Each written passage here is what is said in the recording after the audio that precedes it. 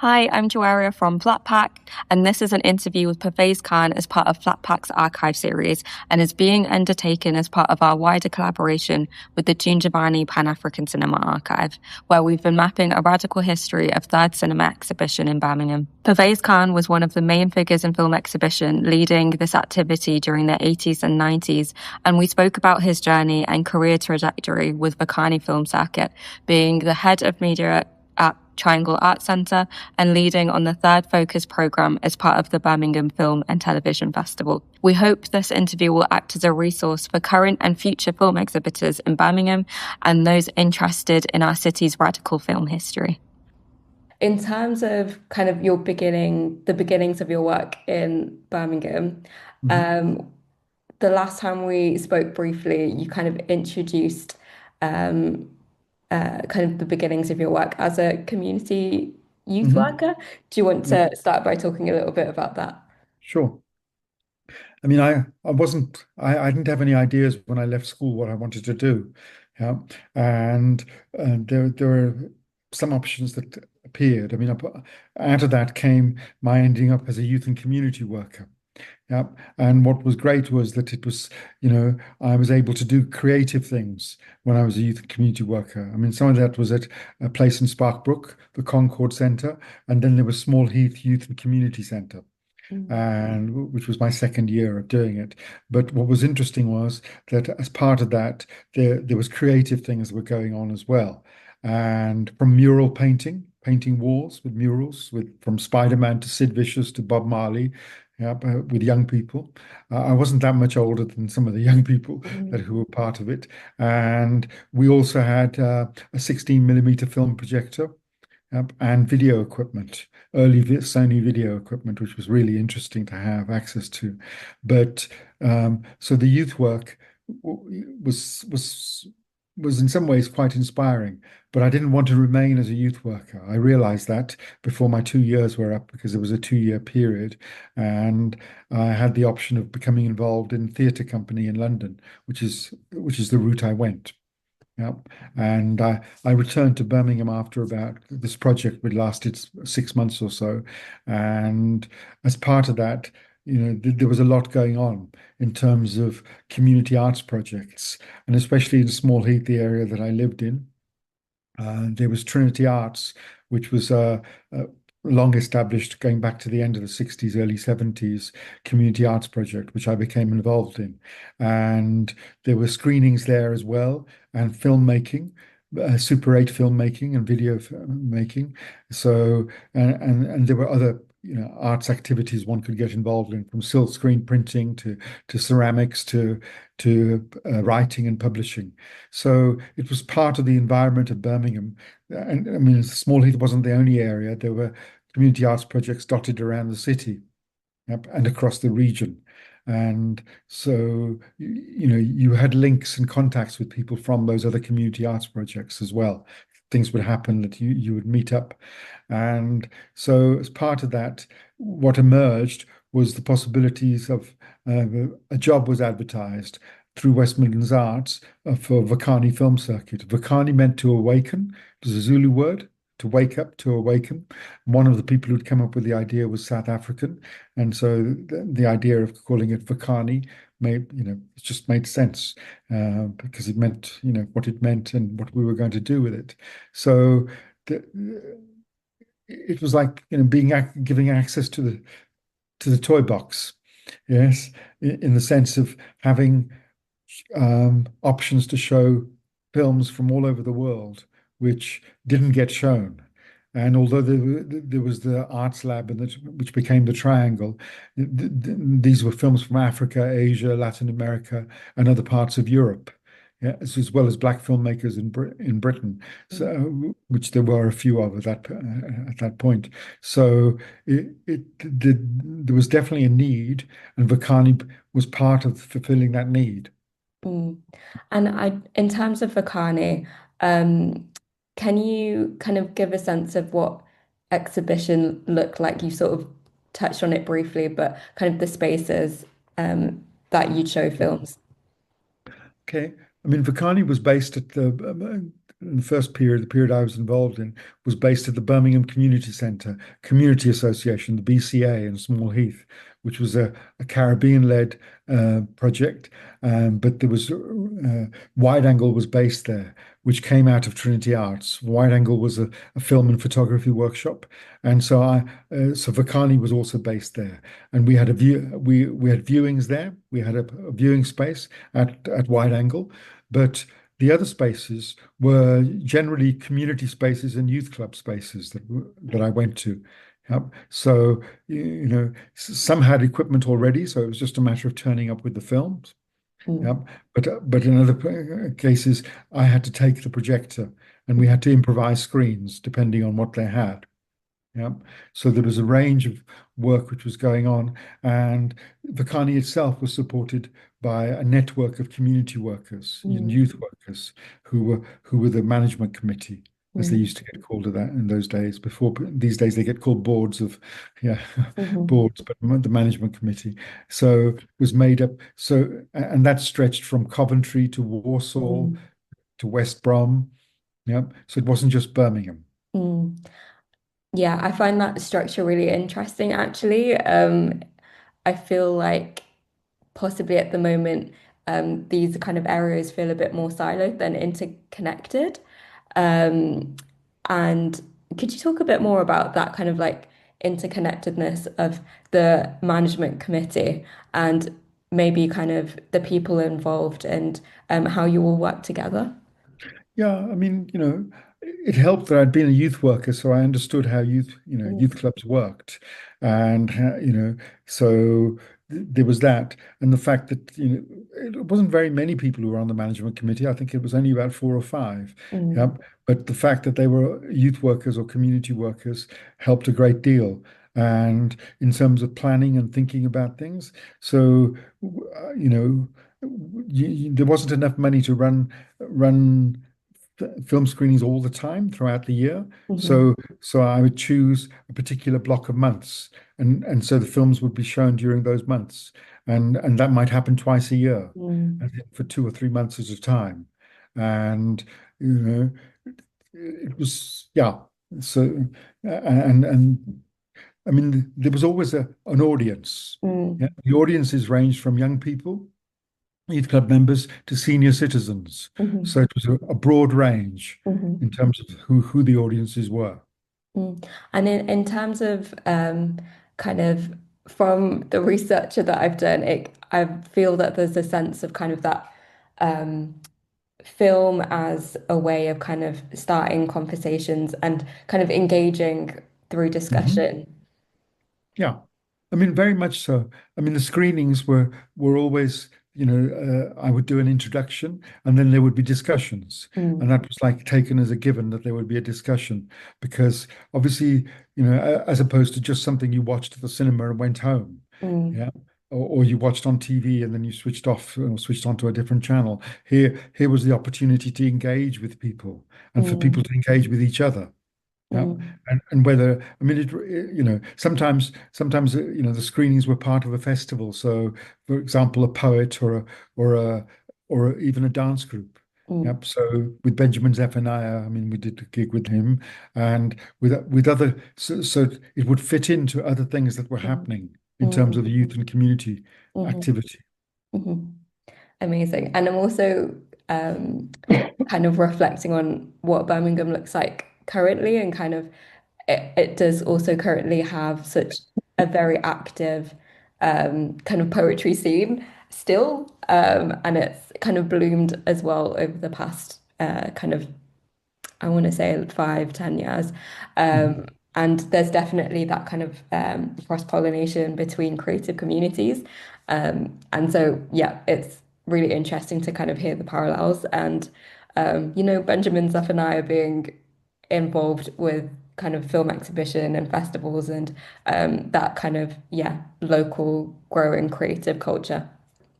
You led Vokani, or you're part of the managing committee for Vokani, Mhm. and then that sort of integrated itself a little bit into your uh, work at Triangle. Is that right? Well, what happened was that I worked for, I ran Vokani. I was the coordinator. That was the Hmm. title, Yes. coordinator of Vokani. So basically, that was for almost like 2.5 to 3 years. Yes. And in 1985, I had the opportunity to apply for a job of the head of media Mm-hmm. at the Triangle. Yeah. Yep. And much to my surprise and pleasure, I got the job. Yes. And that meant that there was a department which featured Pete Walsh as the cinema programmer, Derek Bishton as the gallery programmer who was involved in 10/8, Mm-hmm. um, and Neil Gammy, who was the media librarian. And it was the best media library outside of London, in sense of outside the BFI. Yeah, and it had books, magazines, journals, posters, uh, Mm-hmm. photographs. And so it the work that Vakani had been doing, obviously had led me to the Triangle. Yes, and part of that because Tony Small took over, and for a while after I left Vokani and went to the Triangle, West Midlands Arts didn't give us the money that we needed to run the organisation, and they gave us less, and we decided not to take the money. Mm-hmm. And say to them that we're not taking your money because you're not giving us enough, so we Mm-hmm. can't run it. And so for a number of months there was sort of a hiatus. Nothing happened with Vokani because Westminster Arts had some money, and we said, "You're not giving us enough money, so we're not going to take it." And after some months, they came up with the money. Yeah. So That's, Vokani, it was possible to run it, in a way that it deserved to be mm, run. that's great. And yeah, good for you for kind of sticking to your guns. In terms of Triangle Art Centre, then, if you could describe to kind of people who weren't around at the time of what Triangle Art Centre kind of looked like, um, Mhm. and what it offered for the community at the time. Sure. I mean, the Triangle had grown out of the Arts Lab, which Mm, was went back to the 60s. And, so it was basically the Arts Lab which became the Triangle through the university relationship. The Triangle was under the wings of Aston University. So, and it had t- a cinema, a second screen when I got there, 16 mm video screen. So it had two screening spaces. It had a gallery, and it had a, a, a studio theatre space, mm, yeah, which was also used for gigs, for music gigs. So, gallery, cinemas, studio theatre space, and there was a youth company based there. So there was a lot of activity. And, what was interesting was that it was a social space. People would, meet each other at the Triangle, and there were local pubs which were like, really local, as in it was a 2-minute walk. Yes. And mm, those were also spaces in which people gathered. And, there was a vibrancy to it. mm. In terms of then kind of being head of media at Triangle Arts Centre and then going on to um, kind of directing the third focus aspect of Birmingham Film and Television Mhm. Festival, which was at the time directed by Roger Shannon. Yeah, could you talk a bit about kind of your work there, how that kind of partnership came to be? Sure. Well, basically, I'd taken my experience to the Triangle with me, and as part of that, the film festival was just beginning, Mm, and it, you know, I set about sort of raising money to be able to look at um, cinema from Africa, Asia, Latin America as part of the film festival, and we raised some money. We raised some money from the Cadbury's Trust uh, initially, which was very supportive of us, and West Midlands Arts.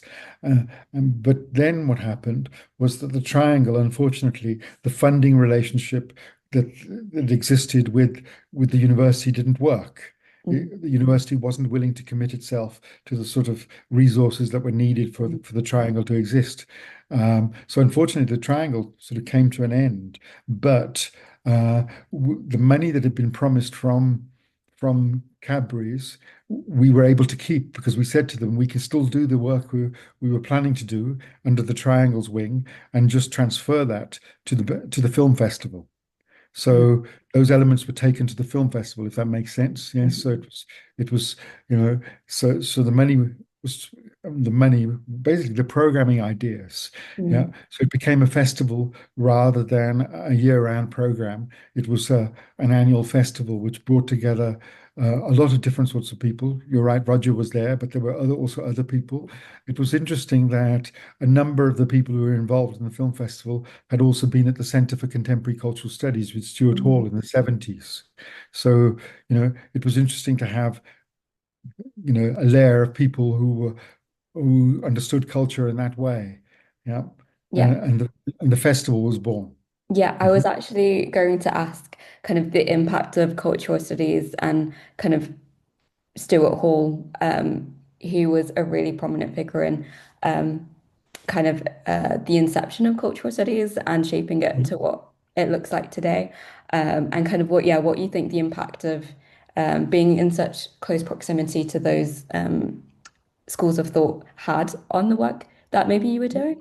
It was helped create an environment. Obviously, Mm, because of Vokani, I'd already been immersed in discussions and conferences which I'd gone to, yes, in London, which were around questions of third cinema, and so it was a matter of really it was such a good fit in mm, terms of what what I wanted to do around African, Asian, and Latin American cinema and black filmmaking that one didn't need to explain oneself. mm, Yes, it was already sort of there was a framework, mm, and you know and so it wasn't so much how much I got out of it, it's just how much we all put into it. mm. Yep. So there was a, there was an atmosphere, a vibrancy to it. I think I've Mm. used the word vibrant already, but Yeah. Um, but I think, yeah, and maybe vibrant is the word that we take away from kind of the period of work that you were doing. But, and then, so linking that then to kind of the ambition of programming, I think looking through programs and, looking at kind of um, the types of things that you're programming. For example, you mentioned when we sort of spoke previously, but also seeing this in kind of one of the third focus programs, like all-nighters, for example, at Triangle Art Centre. And yeah, can you talk a bit about the extent of your programming? sure. I mean, the triangle, you know, it was already, I mean, the people involved at the Triangle when I got there had already thought outside of the box. I mean, when I arrived, I mean, one of the first meetings we had, I said, I said to them that my job wasn't to tell them how to do their work because they were Mm, all very good at it. It was about how we could collectively come up with some new ideas, some things that we hadn't done before. And so part of that was, on the one hand, thinking about what the festival and what could be part of that, but also just using the triangle as a space for community gatherings. mm, So the idea of having all night film screenings with food, yeah, and drink, so people could have a break and they could last from 11 o'clock till 5 or 6 in the morning. That was something which was again something which was really exciting and mm, brought people together in an unusual way because you couldn't, normal cinemas didn't have all-nighters. mm, Yeah. So, to be able to do that was something that really brought people together. mm. I wanted to talk about the kind of third focus program as well. And how kind of looking back at the programs, you've had people such as kind of Stuart Hall, Bell Hooks, Coco Fusco, Gayatri's Mhm. Bubbock, I want to believe, are all kind of together in Birmingham. And not a lot of people, I think, would know that kind of these academics and like sort of leaders in like a post-colonial field who we're reading about today actually kind of, were in Birmingham, were at the Midlands Arts Centre. And yeah, can you talk yeah, I think it would just be good to kind of reflect on your experience in programming that and Sure. being a part of that. I mean, so when I was at the Triangle and sort of the film festival which grew out of that, the Triangle being there, I had a group of advisors, so like an advisory group which would meet at least once a year, or not once a year. I mean, we would meet maybe once a year, but I would be on the phone to them and we'd be sending faxes to each other because it was before the internet. So we were in touch with each other. So there was a circle of people. Yeah. And that helped in terms of working out a program because one had a sense of, what others were thinking. So it wasn't just me, people like John Akomfra, June, Pauline Bailey, who's still in Birmingham, there was half a dozen of us who would get together and talk through the program. Yeah, which really helped. And as things progressed, it became an international network. So you could rely on people who tell you what was going on in the Caribbean or in the US. So building a network was really essential to the programming part of it. Because it did, because this was how you couldn't sit down and just do the research as you can today. Obviously, it was having a network of people who were themselves plugged into other networks. And in terms of kind of how it worked, how Third Focus worked within the wider structure of Birmingham Film and TV Festival, um, in terms of kind of it being part of that wider festival, how do you feel it kind of was placed within that? And you were very independent as Vokani, and I guess kind of what were the benefits or maybe downsides of being part of the wider festival? Yeah, no, I mean there were no downsides. I mean it Mhm. was really it was a very supportive, we were all very supportive of each other.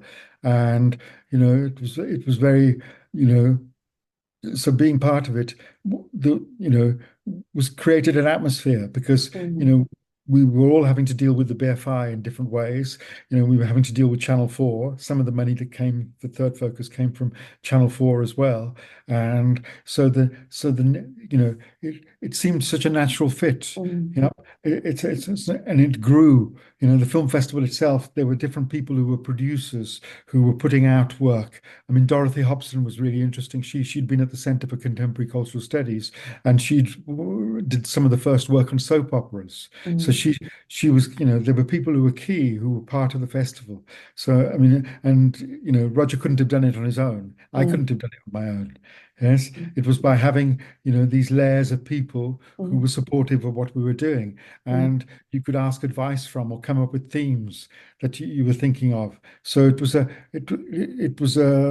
a very stimulating environment. Did actually want to hear a little bit about actually kind of the relationship with Third Eye, which was directed by Parminder Veer at the time. Yeah, that's And right. June Giovanni worked as a coordinator on that. And what was kind of the relationship actually between, yeah, Third Eye Festival and Third Focus? Well, Third Eye happens earlier. It happened when Vokani was happening, yes. But obviously it gave, we showed some of the films, yes, and that were part of Third Eye, and it established a relationship. And I think the most important thing that came out of that was establishing a relationship with June, yes, Mm, because June went on to work at the BFI, and I went to work at the Triangle and then the Third Focus at the film festival. So, it's interesting how when you look back, you can see the seeds of things and mm, how things grew. Yeah, it wasn't planned in that way. I mean, I didn't go, okay, Third Eye. These are the people I have to. It was through working together that, and also becoming exposed to more international voices mm, and to the idea of, having discussions came out of that, I suppose. The Third Focus discussions were really important because it's one thing to show a film, but it's another thing to talk about film culture in a mm, broader sense. And I think that, the Third Eye Festival was important because it brought together a number of people, yeah, who, in London and made it possible for us to show films in mm, Birmingham and mhm, to set up that relationship. And it was a relationship that went on for quite a long time. Is there anything else that you feel like you want to highlight at the moment? I do have a bit of a closing question, but if there was anything that this conversation so far has kind of sparked. I mean, the important thing is that you know, having networks of people, I think, is really Mm, important. mm, Yes, to make things happen. Yes, and to rely on people. Otherwise, you feel isolated. I mean, your point about, some of the key people who came in the films we showed. I mean, we had people who would come from London to mm, watch the films mm, because they weren't going to be shown somewhere else mhm, at all. So it was. it was, it we were just well placed. It was the spirit of the times was Mm, very much about cooperation and collaboration, mhm, and so people got that, mm, and the way that we all worked, it felt like there was a collective effort taking place. mm, mm. And yeah, and I think I want to reflect on kind of what Birmingham looks like today and kind of what you've been describing and how that kind of in reflection and how that kind of mirrors a Birmingham today in a way. So like I feel like Birmingham today definitely has a very vibrant kind of grassroots community art scene. I think film is a big part of that. I think it's a growing part of that.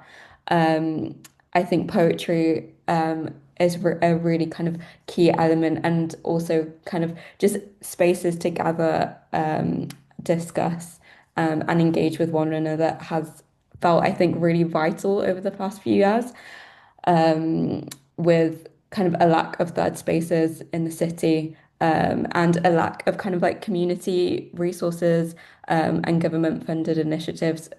There's been, I feel, a surge of kind of grassroots work in response to that. And it's been really interesting to kind of think about how film currently, but also can build upon the work that yourself and kind of the wider Vokani team um, have been doing in the 80s and the 90s.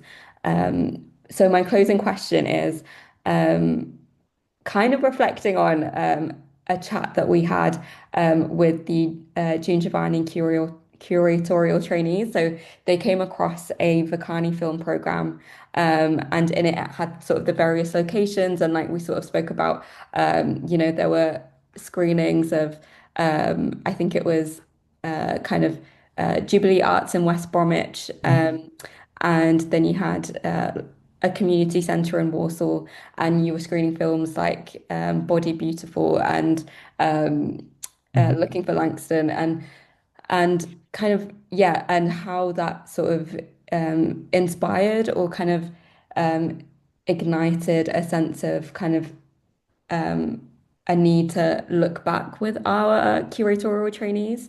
Um, so my question is to you, based off of our kind of visit to the archive, and looking back, what do you think the role of kind of archive and engaging with, not only the physical archive, but kind of reflecting on the past, uh, what is that role for people today?